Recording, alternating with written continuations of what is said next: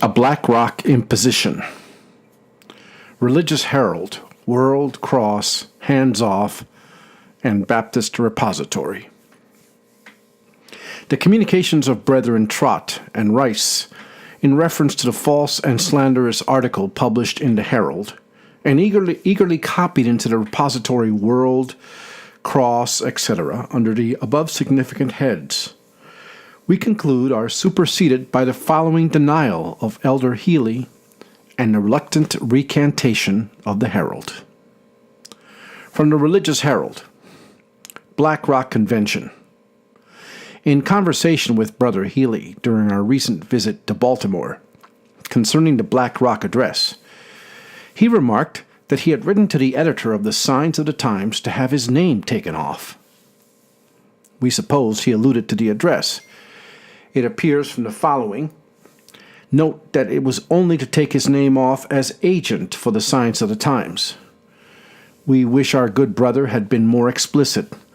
As the case now stands, he will probably be claimed by both parties.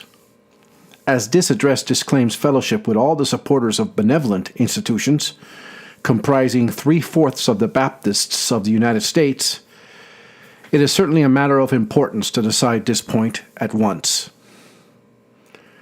Elder John Healy never wished to be understood as having written to Elder Gilbert Beebe to take off his name from the Black Rock Address. The letter, for only one was written, requested Brother Beebe to take off his name from the Signs of the Times as agent for the paper. It was only in conversation with Brother Beebe he told him that he could not go with him in the 11th article of the Signs of the Times relative to Bible societies. Brother Healy requests that those editors who copied our previous remarks will also insert this explanation. Remarks. Thus our readers may see how soon the calumny and false representation which has been started by the Herald and so industriously circulated throughout the kindred channels evaporates into thin air, when for a moment exposed to the searching rays of truth. As the darkness that broods over the earth by night flies before the rising dawn of day, so flies these mists of falsehood at the bold advance of truth. It must be not a little mortifying to these skillful archers who have been shooting sorely at the Black Rock Address, to find their arrows with redoubled velocity returning to their own bosoms, and themselves falling into the very pit which they have digged for these who can only delight in the old paths of Zion. For it will be seen that the whole volley leveled at the Black Rock meeting dwindles down to what? Black Rock imposition? Hands off? Hands off from what? And pray, what is the imposition that the old school Baptists at Black Rock have been guilty of? Why, Elder J. Healy, on account of old age, infirmity, as his letter will show, has written to Elder Gilbert Beebe to take off his name from what? Not the Black Rock Address, but from the list of agents for the Signs of the Times. Now, candid reader, where is the imposition? We have in a former number acknowledged the receipt of this letter, and we did immediately upon its receipt drop his name as our agent for Baltimore, and in his stead appointed our worthy brother, J.B. Preston, agreeably to the recommendation given by Elder Healy. Mr. Sands and his conjectures offer no apology for having wantonly slandered the brethren of the Black Rock meeting. No, this could not be expected from those who have removed so far from the neighborhood of candor, not to say religion. But as might have been expected, they have endeavored to shift the blame off onto Elder Healy and attempt to pacify his mind by calling him their good brother. Quote, we supposed he alluded to the address, unquote. Then this all is a mere supposition, and yet published as a fact, obtained from the very mouth of Elder Healy during a personal interview. If Mr. Sands had been an honest man, he would not have published this as a supposition. Would any Christian publish in the most positive terms that the brethren who met at Black Rock were a set if impostors, or, to use his own words, amounting to the same thing in substance, Black Rock imposition, upon a mere unfounded supposition? We think not. Again, being convicted of so gross a departure from truth, if he were as ready to confess his faults as he is to slander the old school Baptist, would he not say, I have wronged these people by charging them with imposition, and even forgery, and now I wish to make all the satisfaction in my power? But not a word of this appears. His only justification is embraced in this short sentence. We supposed he alluded to the address. But with that ingenuity, this sagacious editor attempts to shift off the wrong upon Brother Healy. We wish our good brother had been more explicit. But what cold Mr. S. want more explicit? He tacitly acknowledges that Brother Healy would not authorize him to say what he has said. Only observe the difference. In his first article, Mr. Sands, quote, his, Elder Healy's, name had been appended to the Black Rock address, evidently implying that it was done without his knowledge or consent. Second, quote, he informed us that he attended the meeting under the impression that the object was only designed to present an exhibition of doctrinal views, unquote, implying that he had been decoyed by designing men when Brother Healy himself, with others, had called the said meeting. Third, quote, he also states that he declared to the brethren present that he could not join them in their anti-mission crusade because he was then and always had been friendly to missionary operations, unquote. This part of the bitter rule Mr. Sands has eaten up, passing also his having written to the editor of the Signs of the Times, which statement is also contradicted, we notice. Fourth, quote, and he further authorized us to publish to the world that he did not wish to be considered as belonging to that party, that he could not countenance or support the anti-mission views contained in that address. He also begs the favor of the editors of the Baptist periodicals to notice that he renounces all connection with this body, unquote. And now this same Mr. Sands, editor of the religious, so-called, Herald, wishes that, quote, our good brother had been more explicit, unquote. Very strange, Mr. Sands. We of the old school would call the above very explicit language in our former remarks.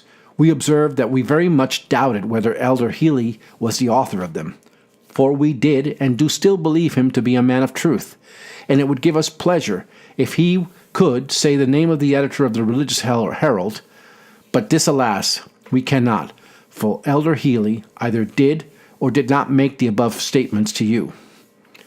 If he did, you could certainly wish nothing more explicit. You could not have been at loss to gather from such statements which side of the Black Rock address our venerable brother was on. Nor are we easy to believe in that case Brother Healy would have wrote to you the above note, saying that he never wished to be so understood. But if he has never authorized you to publish to the world the above statements, nor to beg, in his name, of all other editors to publish them, you must be guilty of two sins. We leave it to your conscience to give them a name, nothing doubting that if it be not seared with a hot iron, it will ring like thunder in your ears, slander and falsehood. One word concerning Mount Zion Church. You said in your first publication that this church was opposed to Black Rockism. This we will not deny, as this is an ism that we have never learned. But you add, she, quote, did not send messengers to the convention, meaning, as we presume, the Black Rock meeting. Let it be observed that this was not a meeting of delegates from churches, although some few of the brethren perhaps were appointed by churches to which they belonged. But the circular of Elder Healy and others calling the meeting simply invited, quote, all ministering brethren distinguished by the name of Old School Baptists in the U.S. to attend. Hence, if Mount Zion Church had been of the denomination invited, she would have had no occasion to appoint delegates. Mr. Joseph Metam, with several other members, did attend, and some, if not all of them, acted in concert with the meeting. And Brother Metam did in our presence voluntarily sign his name to the address. We are authorized by Brother Edmund J. Reese, pastor of the Ebenezer Baptist Church, to say that the statement in the Religious Herald, as far as it is related to that church, is false. Mr. Sands expresses some concerns lest Brother Healy should be claimed by both parties, and seems to urge the necessity of an immediate decision, and lest he should not fall on the side with Mr. Sands, he holds forth the all-enticing bait, the multitude. But not being satisfied with this, he gave another wanton misrepresentation of the Black Rock Address. That the address claims fellowship with all the supporters of benevolent institutions, comprising 3/4 of the Baptists in the United States, unquote. We challenge Mr. Sands to prove his statement. We will send him an extra paper containing the address in question, in which he can produce words to the above amount. He will perhaps do himself at least some credit. And in the meantime, for the use of such of our readers as have not read the Black Rock Address, we give the following extract, that they, by comparing it with Mr. Sands' assertions, may be the better prepared to judge how much weight should be allowed the testimony of such a man. Extract from the Black Rock Address. Now, brethren, addressing ourselves to you who profess to be in principle particular Baptists of the old school, but are practicing such things as you have learned only from new school, it is for you to say, not us, whether we can longer walk in union with us. We regret, and so do you, to see brethren professing the same faith severing apart. But if you will compel us either to sanction the traditions and inventions of men as a religious obligation, or to separate from you, the sin lieth at your door. If you meet us in churches to attend only to the order of Christ's house, as laid down by himself, and in associations upon the ancient principles of Baptist associations, in other words, as an associating of the churches for keeping up a brotherly correspondence one with another, that they may strengthen each other in the good ways of the Lord, instead of turning the associations into a kind of legislative body formed for the purpose of contriving plans to help along the work of Christ, and for imposing those contrivances as burdens upon the churches by resolutions, etc., as is the manner of some, we can still go on with you in peace and fellowship. Thus, brethren, our appeal is before you. Treat it with contempt if you can despise the cause for which we contend. In other words, conformity to the Word of God. But indulge us, we beseech you, so far at least, as at our request to sit down and carefully count the cost on both sides, and see whether this shunning reproach by conforming to men's notions will not in the end be a much more expensive course, than to meet reproach at once by honoring Jesus as your only King, choosing rather to suffer affliction with the people of God than to enjoy the pleasure of sin for a season. And rebellion, you know, is as the sin of witchcraft. Brother Healy is of age. He is a free man. He lives under a free government. He will act, we trust, from principle. Otherwise, the old school have no claim on him. We have no splendid toys to allure him, nor do we boast of numbers. Gilbert Beebe, Signs of the Times, March 5th, 1834.